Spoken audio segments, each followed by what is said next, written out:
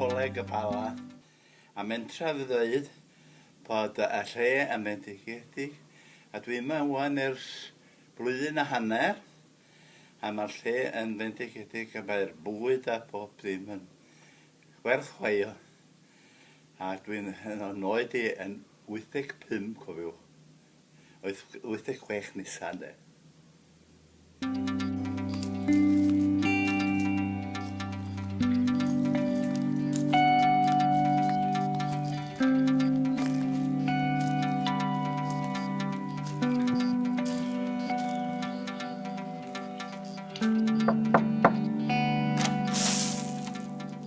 Helo, bore da.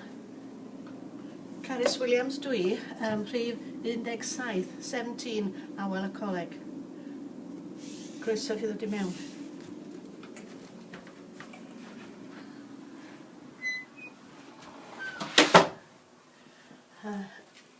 Dowch chi fewn i'r lolfa gyntaf, ia?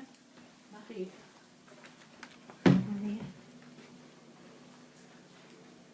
Fel da chi'n gweld, mae'n cymryd cader reit fawr a seti reit fawr a electric piano. Wedyn, mae dim ond un person sydd yma, mae'n gyffyrddus ac yn glyd iawn. A mae yna olygfa ardderchog trwy'r ffenast. Da ni'n gweld yr aran pen os na ddim dail ar y coed ac a pen os na ddim niwl, a mae heddiw yn dipyn yn niwlog. Rhaid i mi ddweud, dwi'n mynd gwneud fawr o gwcio achos da ni'n cael cinio poeth am ddeuddeg bob dydd. Wedyn dim ond amser te mae eisiau gwneud pryd y bwyd. Mae yna le i washing machine, rhewgell,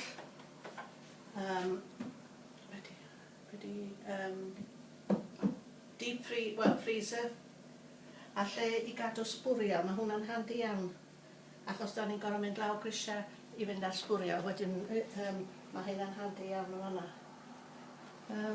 Bwr bach i mi gael pryd ar ben y dyn. Dewch ymlaen i'r ystafell wely. Fel da chi'n gweld, gwely sengl, ond mae yna ddigon o le i wely arall tasa yna ddau gwpl mewn fflat fel hyn. Digon o le i ddwy wardrobe. A dyna ni yr ystafell molchi.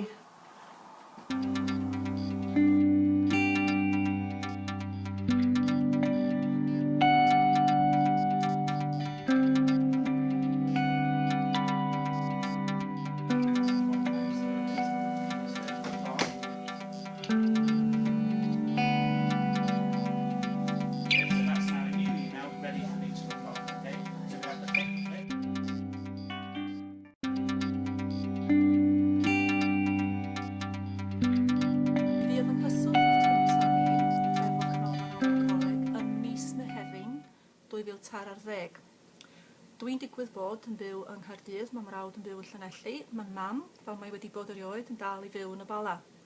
Nes mis Mehefin 2013, mi oedd hi wedi mwynhau iechyd arbennig o dda. Yn anffodus, gafodd hi gyfnod bach o wyledd, a mi o'n i'n poeni yn ddirfawr am ei dyfodol hi yn cartre ni yn mynd yn hun a ddim gystal iechyd. Nes i gysylltu hefo Cymdeithas Teuluoedd, a mi gefais i yn rhoi mewn cyswllt personol efo rheolwraig Awel y Coleg. Mewn mater o ddyddiau, mi oedd mam wedi cael ei lleoli yn y ganolfan, a mi oedd hi wedi symud i mewn i'w fflat mewn llai na mis. A allai ddim y camol digon ar mor rwydd oedd y trefniadau hynny, a'r gofal mae wedi gael yn y ganolfan, y cyfleusterau bendigedig sydd yma, a'r naws cymdeithasol a chyfeillgarwch sydd ymysg y trigolion a'r bobl sydd yn gofalu amdanyn nhw. Allai wir y dweud, mae bodolaeth y ganolfan yma wedi rhoi gymaint o dawelwch meddwl i mi a mrawd, a mae mam yn hapus ac yn dipyn gwell iechyd yma na mae hi wedi bod. A dyn ni'n fawr iawn yn diolch i bob un sydd wedi ymwneud efo'r achos arbennig yma.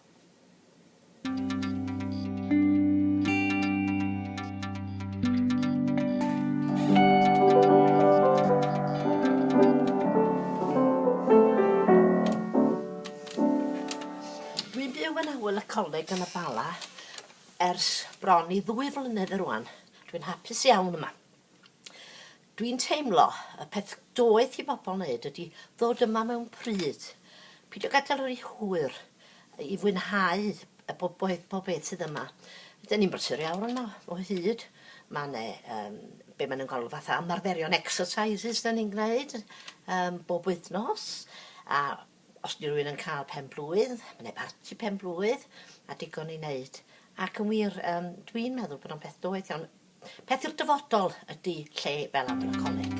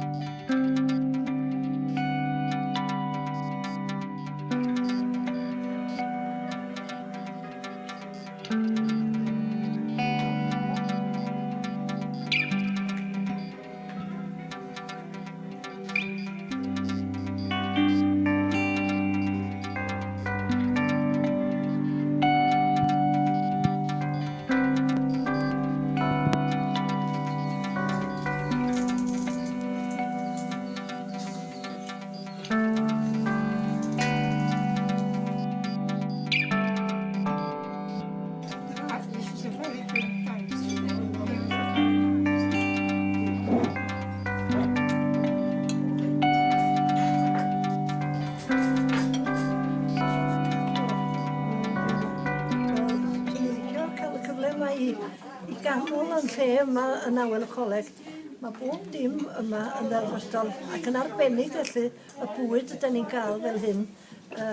Bob dydd ydyn ni'n cael bwyd sy'n cael ei goginio yma yn y gegin yma'n hyn. A mae o'n ffres ac yn flasus. A mae'n ddewis hefyd bob dydd o ryw chydig, ydych chi'n narw am ryw beth. Mae gennych chi, ydych chi'n cael dewis rhywbeth arall. A dwi'n teimlo mor bwysig ydi o i ni fel bobl yn yn hoed ni i gael pryd ardderchog fel ni wedi baratoi bob dydd. Fel bod ni yn yn fflatiau neu yn yn tai bach lle dyn ni yn y fflatiau lle dyn ni'n byw. Does dim angen llawer o goginio, dyn ni'n misio llawer ar ôl cael pryd mor ardderchog â hyn. A dyna mo'n diolch i'r bobl yn y gegin ac i bawb sydd ymlaen ar y lle yma am y bord ardderchog ydi o. Rhaid i mi ddweud bod y peth gorau ddaru yn ddiweddar wr ar hynny oedd symud i mewn i Awel y Coleg. Diolch yn fawr.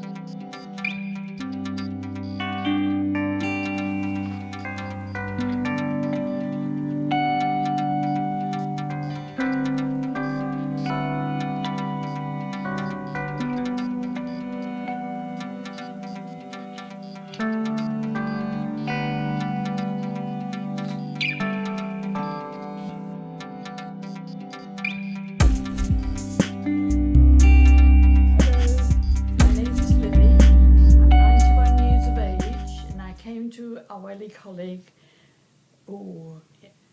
in 18 months ago, approximately. I can't quite remember. But I found it very useful with this activity room because it keeps me occupied, it gives me something to spend during the daytime hours. I like doing the jigsaws. I also like to use the computer because we are having computer lessons here now once a week, and it's really something to get involved in. We can also use this room to iron our laundry when we finished our laundry, and it's very useful for large things like sheets and all the household linen. and I'm sure other ladies here, like myself, like to feel at home because it's so comfortable with all our surroundings.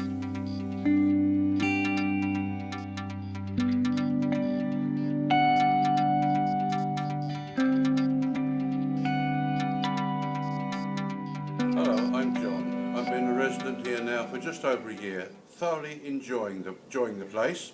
Sorry, I should say the flats, apartments, get it right in the end, apartments. Nice people, very nice staff. I'm absolutely delighted to be here. Thank you.